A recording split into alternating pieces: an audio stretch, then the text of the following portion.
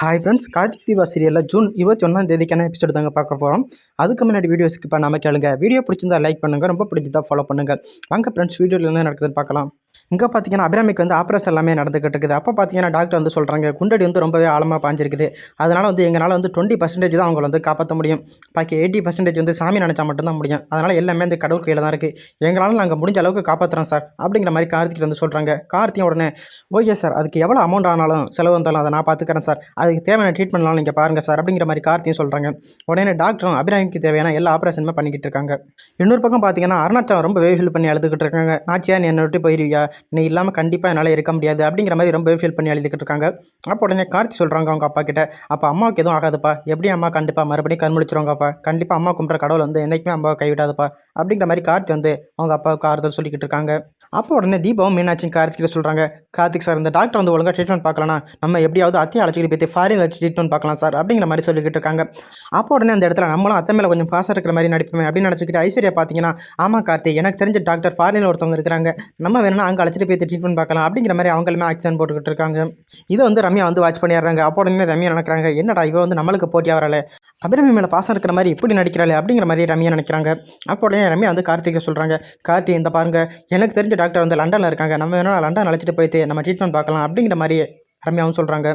அப்போ உடனே கார்த்தி சொல்கிறாங்க ரம்யா கிட்ட, அதெல்லாம் ஒன்றும் வேண்டாம் மேடம், ஏன்னா இங்கேயே ட்ரீட்மெண்ட் பார்த்துக்கிட்டு இருக்காங்க, எதாக இருந்தாலும் இங்கே என்ன நடக்குதுன்னு பார்த்துக்கிட்டு அதுக்கப்புறம் வேணால் நம்ம அங்கே போய்ட்டு பார்த்துக்கலாம், ஏன்னா அம்மா இருக்க நிலமையில இப்போதைக்கு ஃபாரின் இல்லாமல் அழைச்சிட்டு போக முடியாது, அதனால் நம்ம இங்கேயே ட்ரீட்மெண்ட் பார்க்கலாம், அதனால் இங்கேயே ஆப்ரேஷன் நடக்கட்டும் அப்படிங்கிற மாதிரி கார்த்தியுமே சொல்கிறாங்க. உடனே ரம்யாவும், சரி கார்த்தி, நீங்கள் சொல்கிறதும் நல்ல ஐடியான்னு தான் எனக்கு தோணுது, அதனால் அம்மா வேணா இங்கே வச்சு பார்க்கட்டும் அப்படிங்கிற மாதிரி ரம்யாவும் சொல்கிறாங்க அந்த இடத்துல.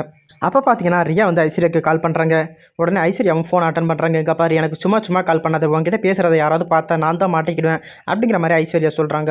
அப்போ உடனே ரியா சொல்கிறாங்க, நான் தான் உங்ககிட்ட சொன்னேன், இந்த தண்ணி டேங்க் பக்கத்தில் நிற்கிறேன்னு, உன்னை அமௌண்ட் எடுத்துகிட்டு வர சொன்ன, நீ எதுக்கு எடுத்துகிட்டு வர மாட்டேங்கிற, ஃபோன் பண்ண என்னோட காலையுமே நீ கட் பண்ணி விட்ற, ஏன்னா நீ ஜெயிலுக்கு போகணுன்னு விரும்புறியா, நீ மட்டும் எனக்கு உதவி பண்ணலைன்னா உன்னை இப்பயே நான் கம்பியை வச்சுருவேன் அப்படிங்கிற மாதிரி ரியா ஐஸ்வர்யாவை மிரட்டுறாங்க.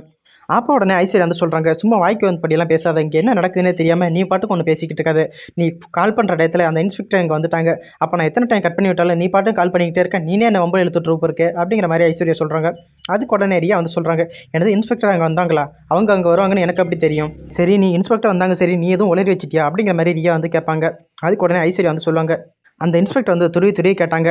அப்போ உடனே தீபா சொல்லிட்டாங்க, அந்த இன்ஸ்பெக்டர் கூட க்ளோஸாக இருக்கிறது ஐஸ்வர்யா தான், அதனால நீங்கள் ஐஸ்வர்யா கிட்டே கேளுங்க அப்படின்னு சொல்லி தீபா பார்த்தீங்கன்னா என்ன மாட்டி விட்டுட்டா, நான் ஆனந்த மாட்டி விட்டேன், ஏன்னா அந்த ஆனந்தோட பொண்டாட்டி தான் ரியா, ஆனந்த் தான் ரொம்பவே க்ளோஸாக இருப்பாங்க ரியா கூட, அதனால் நீங்கள் எதாக இருந்தாலும் ரியா ஆனந்துக்கிட்டே கேட்டுக்கணுங்க சார் அப்படிங்கிற மாதிரி நான் சொல்லிட்டேன் அந்த போலீஸ்கிட்ட.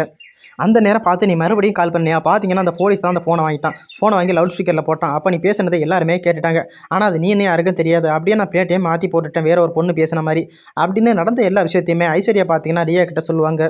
அப்போ உடனே ரியா கேட்பாங்க, நீ தட்டு தவறி கூட நான் இருக்கிற இடத்தையும் சொல்லிடுறத, நீ என்னை மாட்டி விட்டுறத, என்னை மாட்டி விட்டுட்டீங்கன்னா கண்டிப்பாக நான் அவனை மாட்டி விட்டுருவேன் அப்படிங்கிற மாதிரி ரியா மிரட்டுவாங்க ஐஸ்வர்யாவை. அப்போ உடனே ஐஸ்வர்யா சொல்லுவாங்க, சரி உனக்கு தேவையான அமௌண்ட்டெல்லாம் நான் கொண்டு வரேன், இப்போதைக்கு நீ சும்மா கால் பண்ணாத, நான் கால் பண்ணால் மட்டும் நீ ஃபோனை எடு, நீ எங்கே இருக்கிறேன்னு மட்டும் எனக்கு சொல்லு, அந்த லொக்கேஷன் அனுப்பு, கண்டிப்பாக நான் அமௌண்ட் கொண்டு வரேன் அப்படின்னு ஐஸ்வர்யாவும் சொல்லுவாங்க. அப்போ உடனே ரியா பார்த்தீங்கன்னா, அவருக்கு கடைக்கு பக்கத்தில் தான் நினைக்கிறேன், நான் உனக்கு லொக்கேஷன் சென்ட் பண்ணுறேன், நீ கரெக்டாக அந்த கடைக்கிட்ட வந்துடு, நான் அங்கே அமௌண்ட் வாங்கிக்கிறேன் அப்படின்னு ரியா சொல்லுவாங்க. அப்போ உடனே ரியா கேட்பாங்க, சரி உனக்கு யார் மேலேயாச்சும் டவுட் வந்துருக்குதா அப்படின்னு. ஆமாம், அந்த இன்ஸ்பெக்டர் போகும்போது என்ன முறைச்சி பார்த்துக்கிட்டே போனான், ஏன்னா இன்ஸ்பெக்டர் மேலேயும் என் மேலேயுமே டவுட் இருக்குது, அந்த கார்த்தியுமே என்ன தான் சந்தேகப்படுறான், கண்டிப்பாக அந்த இன்ஸ்பெக்டரும் கார்த்தியும் என்ன நல்லாவே வாட்ச் பண்ணுவாங்க, அதனால இவங்க கண்ணில் எல்லாம் நம்ம மண்ணை தூவிட்டு தான் யாருக்கும் தெரியாமல் நாங்கள் வரோம், நான் வரும்போது நீ ரொம்ப சேஃபாக ஒளிஞ்சிரு, ஏன்னா ஒரு வேளை பார்த்துட்டாங்கன்னா கண்டிப்பாக நீனும் மாட்டிக்கிடுவேன், அதுக்கப்புறம் நானும் மாட்டிக்கிடுவேன், அப்புறம் 2 பேருமே கம்பி பண்ண வேண்டியதான் அப்படிங்கிற மாதிரி ஐஸ்வர்யா சொல்லுவாங்க. அப்போ உடனே ரியா சொல்லுவாங்க, இவ்வளோ பிளான் பண்ணணும், எனக்கு கண்டிப்பாக இதாக பண்ண தெரியாதா, நீ மட்டும் பார்த்து பத்திரமா வா, யாரையாவது பின்னாடி வரும்போது அழைச்சிட்டு வந்துடாத, அப்படி அழைச்சிட்டு வந்துட்டீங்கன்னா நீனும் நல்லா மாட்டிக்கிடுவேன், நான் ஒளிஞ்சு தான் இருக்கிறேன், நான் இருக்கிற இடம் யாருக்குமே தெரியாது, நீ அமௌண்ட் மட்டும் கொடுத்துட்டீங்கன்னா நான் இங்கேருந்து சீக்கிரம் கிளம்பிட்டேன், உன்னால் எவ்வளோ சீக்கிரம் வர முடியுதோ அவ்வளோ சீக்கிரம் வா அப்படிங்கிற மாதிரி சொல்லிட்டு ரியா பார்த்தீங்கன்னா ஃபோனை கட் பண்ணிடுவாங்க.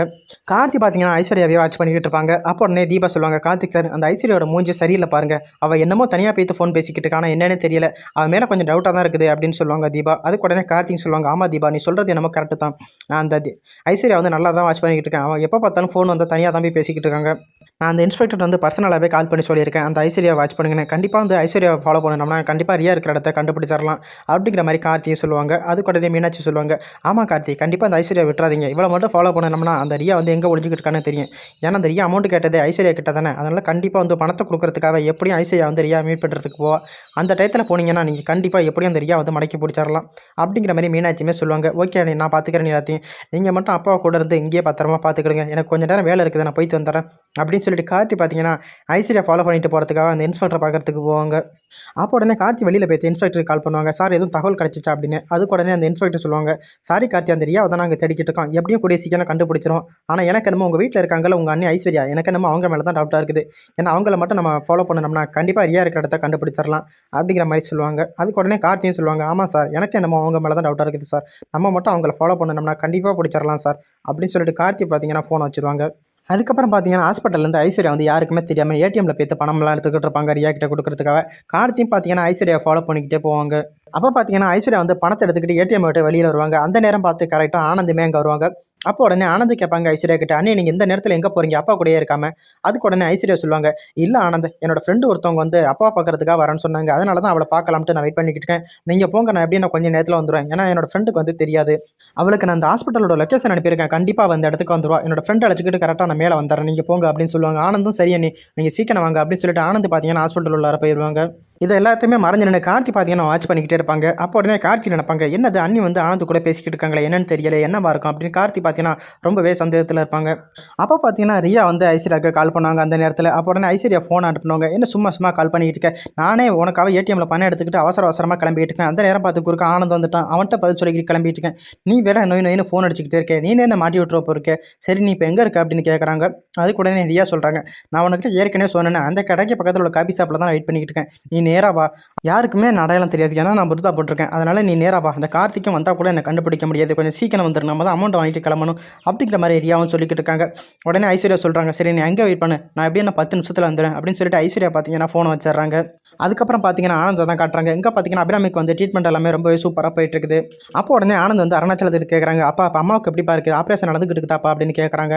அதுக்கு உடனே அருணாச்சலம் சொல்கிறாங்க, அதெல்லாம் நல்லபடியாக நடந்துக்கிட்டு இருக்குதுப்பா, என்னோட நாச்சை வந்து கண்முழிச்சு எப்படியாவது நல்லபடியாக மறுபடியும் வந்துடணும், அதெல்லாம் நீங்கள் எதை பற்றியுமே கவலைப்படாதீங்கப்பா, நான் தப்பா இவ்வளோ நாளாக அம்மா பேச்சேன் உங்கள் பேச்சேன் உங்கள் யார் பேச்சையுமே புரிஞ்சிக்காம அந்த ரியா பேச்சை கேட்டுக்கிட்டு இவ்வளோ நாளாக நான் ஆடிக்கிட்டு இருந்தேன், இப்போ தான்ப்பா கார்த்தி சொன்னதுக்கப்புறம் அந்த ரியாவை பற்றி நான் நல்லாவே புரிஞ்சுக்கிட்டேன், என்னை மன்னிச்சிருங்கப்பா அப்படிங்கிற மாதிரி ஆனந்த் பார்த்தீங்கன்னா அவங்க அப்பாவோட காலில் விழுவாங்க.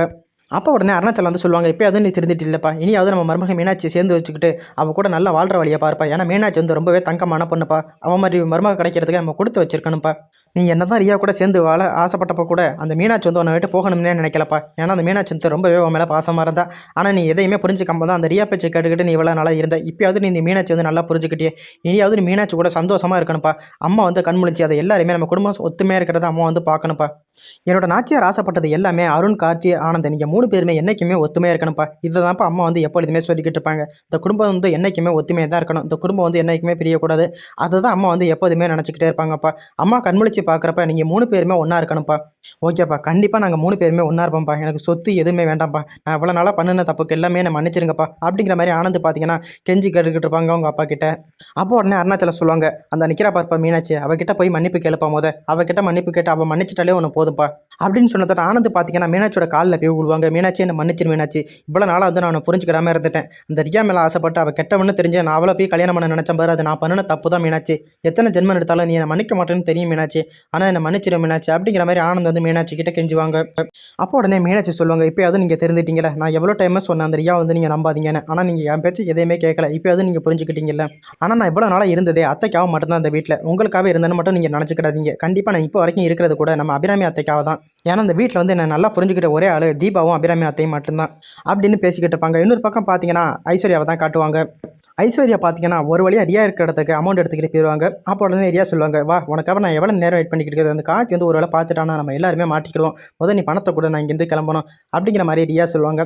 ஐஸ்வர்யாவும் பார்த்தீங்கன்னா அந்த பணத்தை வந்து ரியா கிட்டே கொடுப்பாங்க. கார்த்தி வந்து ஐஸ்வர்யா ஃபாலோ பண்ணிக்கிட்டே வருவாங்க. அப்போ பார்த்தீங்கன்னா ரியா வந்து கையும் குளமாக கார்த்தி வந்து பிடிச்சிருவாங்க. ரியா என்ன பண்ணுறது